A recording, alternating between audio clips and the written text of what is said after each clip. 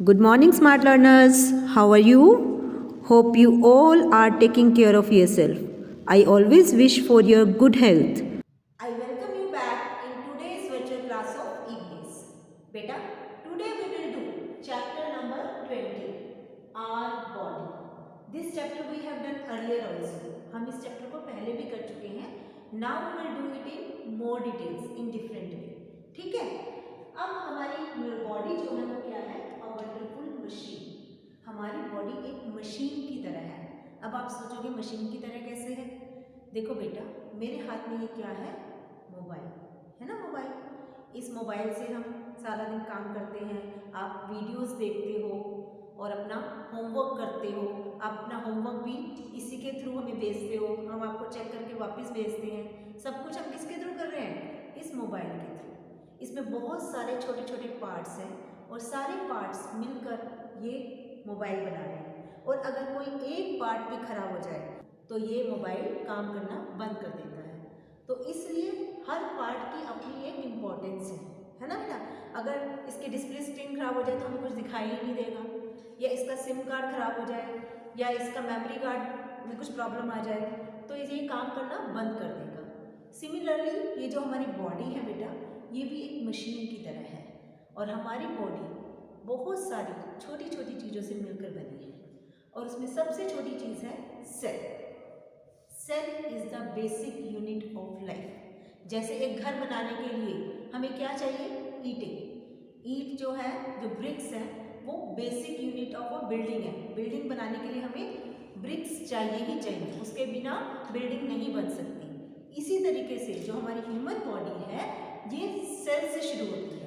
जब बहुत सारी सेल्स इकट्ठी हो जाती हैं तो वो टिश्यूज़ बनाती हैं, टिश्यूज़ मिलकर ऑर्गन बनाते हैं, ऑर्गन से ऑर्गन सिस्टम्स बनते हैं और ऑर्गन सिस्टम से हमारी पूरी बॉडी बनती है। जब सारे सिस्टम इकट्ठे हो जाते हैं तो हमारी बॉडी बनती है।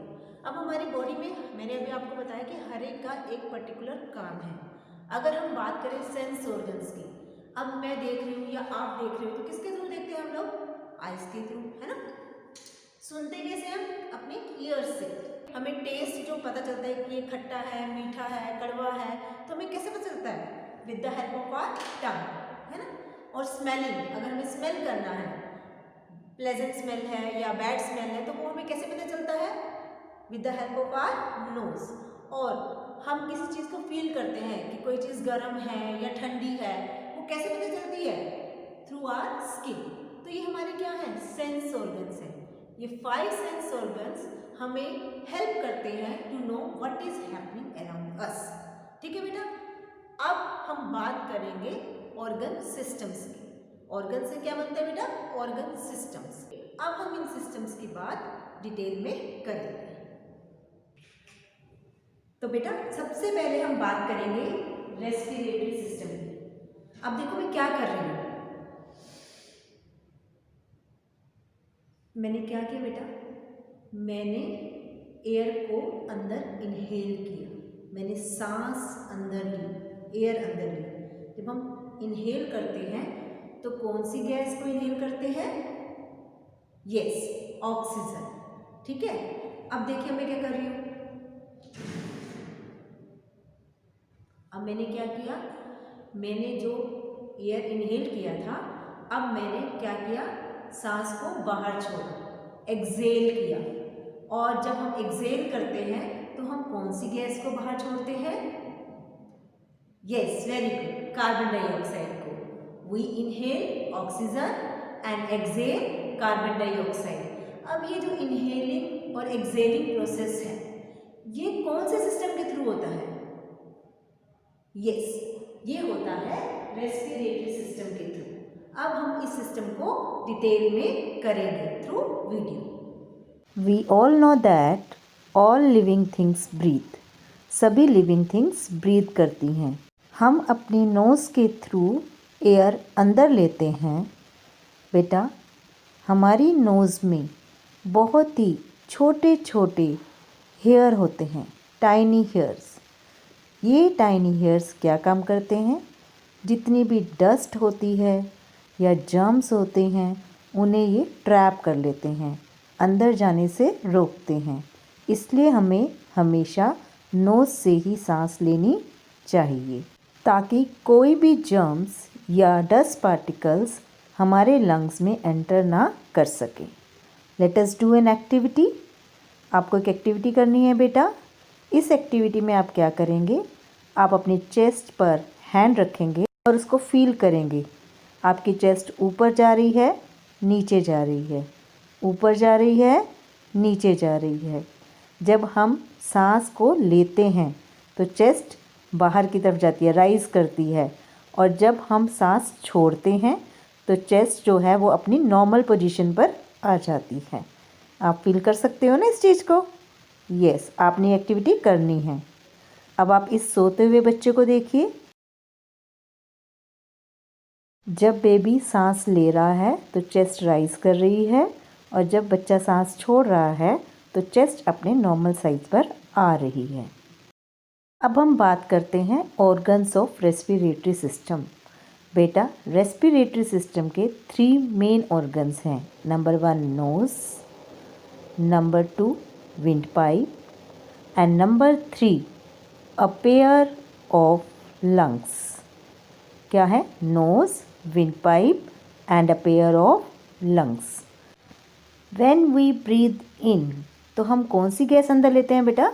ऑक्सीजन। और ये गैस जो हम ले रहे हैं, ब्रीद इन कर रहे हैं, तो उसके लिए हम कौन सा ऑर्गन यूज़ कर रहे हैं? नोज़। नोज़ के थ्रू एयर अंदर जा रही है और उसके बाद वो कहाँ पहुँचती है बेटा? विंड पाइप में। And then the air reaches into the lungs through wind pipe. अब लंग्स के अंदर क्या होता है बेटा? Exchange of gases. Exchange of gases होने के बाद कार्बन डाइऑक्साइड विंड पाइप में जाएगी और फिर वो नोज़ के थ्रू बाहर निकल जाती है। इस तरीके से ब्रीदिंग प्रोसेस लगातार चलता रहता है। बेटा, आपको पता है नॉर्मली हम 1 मिनट में कितनी बार ब्रीथ करते हैं? 75 times. We breathe 75 times per minute.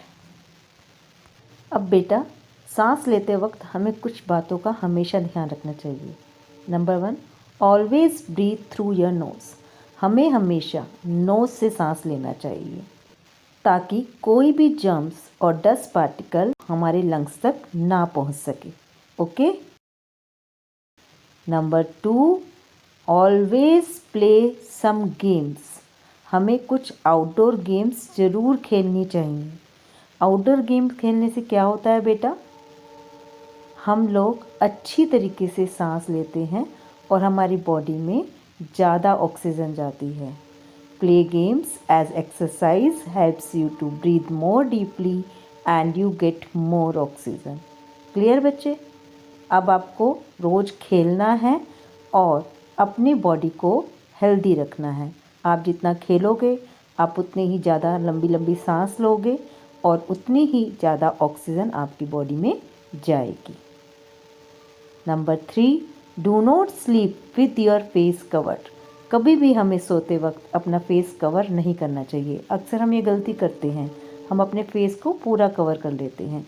इससे क्या होता है कि जो सांस हम छोड़ रहे हैं, यानी कि हम कार्बन डाइऑक्साइड गैस छोड़ रहे हैं और वही हम दोबारा से इनहेल कर रहे हैं, जिससे कि हमें क्या हो जाता है, थोड़ी देर में ही सफोकेशन फील हो जाती है, घबराहट होने लग जाती है। तो हमें हमेशा फ्रेश एयर लेनी चाहिए ना, ब्रीथ करना चाहिए। तो इसके लिए we should never cover our face while sleeping. ठीक है बेटा? तो ये कुछ प्रिकॉशंस हैं जिनका अगर हम ध्यान रखेंगे तो हमारा रेस्पिरेटरी सिस्टम प्रॉपरली वर्क करेगा। ठीक है बेटा? तो आप इन प्रिकॉशंस का ध्यान रखोगे ना? वेरी। देखो बेटा, मेरे हाथ में क्या है? I have sweets. मिठाई है मेरे पास। We eat food. हम मिठाई खाते हैं, फ्रूट्स खाते हैं, खाना खाते हैं। Why do we eat food? Yes, very good, to get energy. Food gives us energy. लेकिन बेटा, ये फूड हमें डायरेक्टली एनर्जी नहीं देता। पहले ये फूड जो हम खाते हैं ये बिल्कुल सिंपलर फॉर्म में चेंज होता है और उसके बाद उस फूड को हमारी बॉडी की सेल्स यूज़ करती हैं और हमें एनर्जी देती हैं। तो इस सारे प्रोसेस के लिए कि फूड हमने खाना है और उसके बाद उससे हमें एनर्जी मिलनी है, तो इसके लिए कौन सा सिस्टम का काम करता है हमारी बॉडी में? Digestive system. कौन सा सिस्टम काम करता है?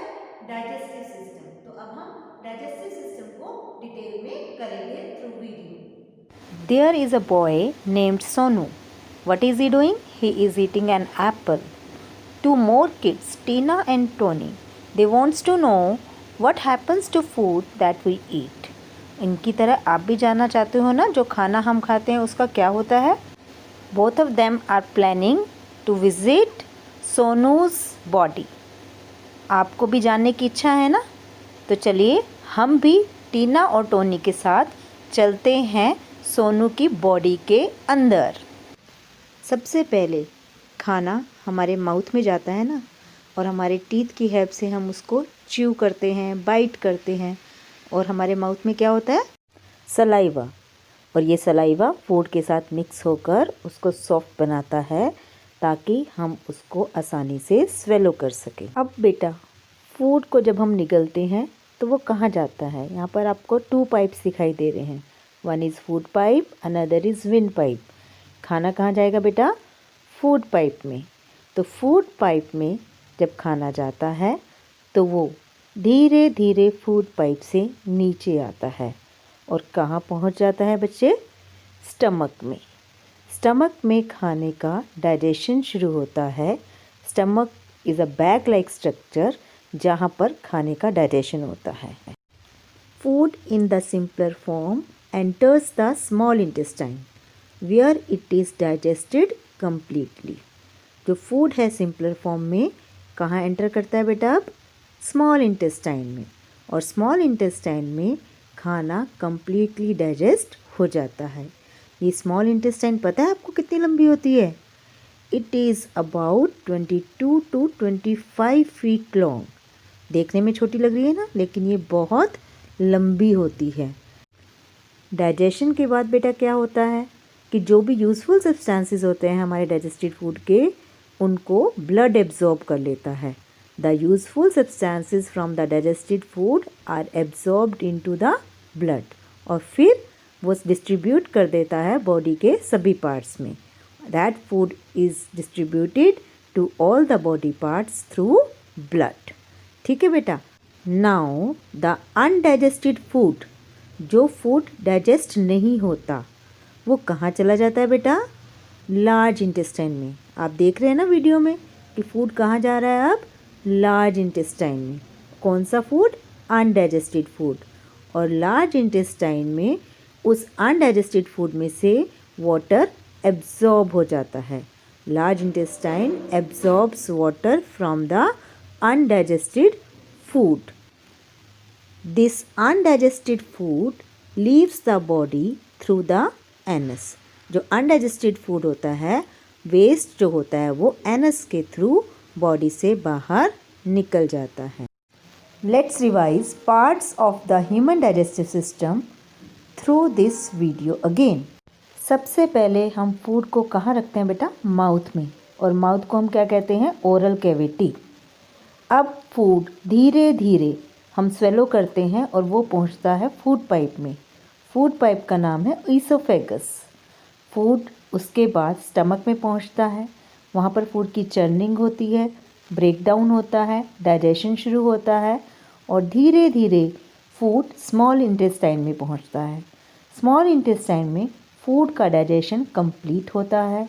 यहाँ पर फूड एब्जॉर्ब होता है, ब्लड एब्जॉर्ब कर लेता है फूड को, और अनडाइजेस्टेड फूड लार्ज इंटेस्टाइन में चला जाता है।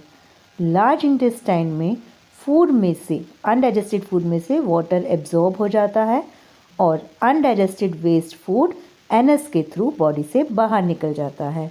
बेटा, some precautions we should take for the proper functioning of our digestive system. बेटा, we should eat healthy food and drink enough water for proper functioning of our digestive system. बेटा, हमें healthy food खाना चाहिए, खूब सारी green vegetables खानी चाहिए, और पानी पीना चाहिए ताकि हमारा डाइजेस्टिव सिस्टम प्रॉपरली वर्क कर सके। तो बेटा, अभी हमने 2 सिस्टम्स के बारे में पढ़ा डिटेल में। One is respiratory system, another is digestive system. Respiratory system helps us to breathe. सांस लेने में हेल्प करता है जो सिस्टम, उसको हम रेस्पिरेटरी सिस्टम कहते हैं. Nose, wind pipe and lungs, these are the organs of respiratory system. And digestive system breaks down the food into simpler form. It helps to digest the food. और इसके organs कौन से हैं? Mouth, food pipe, stomach, small intestine, large intestine and anus. तो इन दोनों systems को हमने detail में कर लिया है. Now we will do the worksheet. Beta, this is the worksheet. In this worksheet there are 3 questions. Question A, fill the missing letters. आपको missing letters को fill करना है. 4 words given है. Question B, circle the odd one. आपको odd one circle करना है. इनमें से जो word उससे मैच नहीं कर रहा है तो उसको आप सर्कल कर देंगे.